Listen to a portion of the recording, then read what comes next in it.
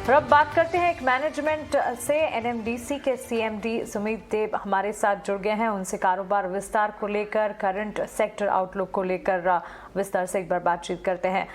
Sir, good afternoon, बहुत स्वागत है आपका ET नाउ स्वदेश पर। अपना समय देने के लिए आपका शुक्रिया। सबसे पहले तो ये यहाँ पर सेकेंड अपवर्ड प्राइस रिविजन है विद इन 2 वीक्स टाइम। किस तरह से इस प्राइसिंग ट्रेंड को आप देख रहे हैं? आयरन ओर के लिए किस तरह के प्राइसिंग ट्रेंड कमिंग डेज में आपको नजर आ रहे हैं?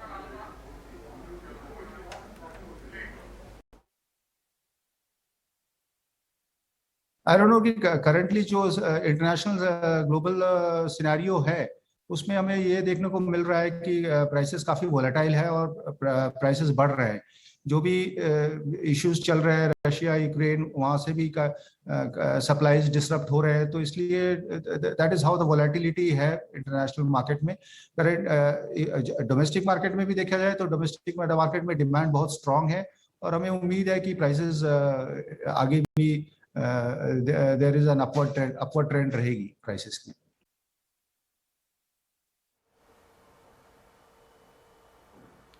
ओके सर, ये जो आपने एक के बाद एक प्राइस हाइक लिया है, हमने जनवरी से अब तक देखा करीब 3 प्राइस हाइक आप ले चुके हैं।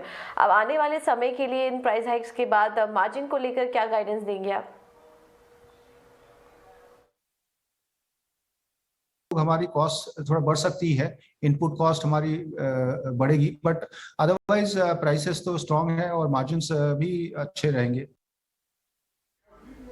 बिल्कुल मिस्टर देव, अब हम देख रहे हैं कमोडिटी प्राइसेस में एक एलिवेटेड एक्शन देखने को मिल रहा है। Commodity price on the rise है, जिसके चलते आउटपुट प्राइस में भी एक राइजिंग ट्रेंड नजर आ रहा है। बट आगे चलकर आपको इनपुट कॉस्ट को लेकर जो कि कंसर्न्स हैं भी, क्या तस्वीर नजर आती है?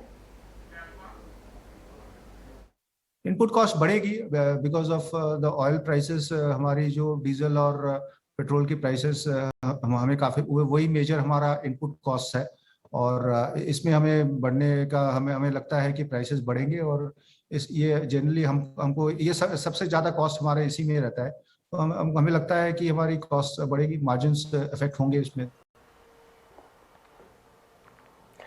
सर, हमने देखा कि इस बार जो आपके प्रोडक्शन और सेल्स वॉल्यूम भी जो थे FY 22 तक, अब तक काफ़ी स्ट्रॉन्ग ग्रोथ उस फ्रंट पर भी देखने को मिली। प्रोडक्शन में करीब 26% की बढ़त और सेल्स वॉल्यूम में आपके करीब 25% की ग्रोथ देखी गई है।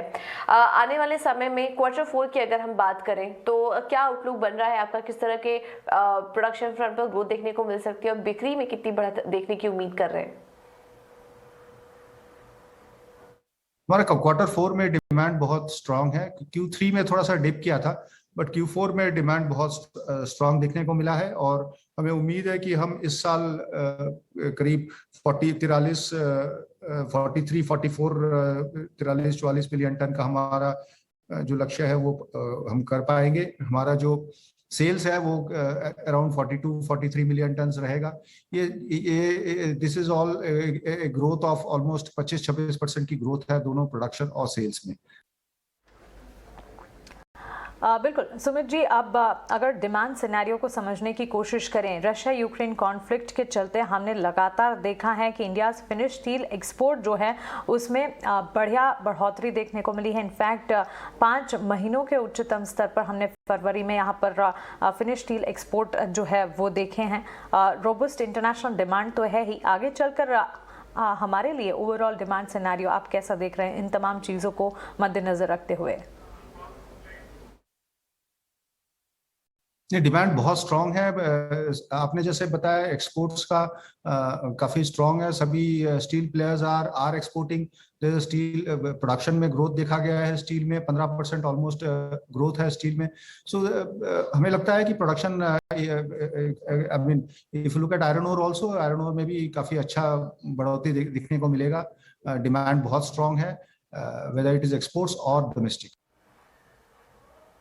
Alright, thank you so much sir ET now स्वदेश को समय देने के लिए और कंपनी के ग्रोथ आउटलुक पर भी हमारे साथ डिटेल में चर्चा करने के लिए। तो NMDC के मैनेजमेंट एक्सक्लूसिव बातचीत करते हुए चैनल के साथ और जो प्राइस हाइक लिया है उस पर भी मानना है कि आने वाले समय में कंपनी के मार्जिन्स और प्रोडक्शन और वॉल्यूम ग्रोथ कैसी रहेगी इस पर भी उन्होंने अपनी गाइडेंस दी है। तो इस पर हमारी नजर बनी रहेगी चौथी तिमाही के नतीजों पर।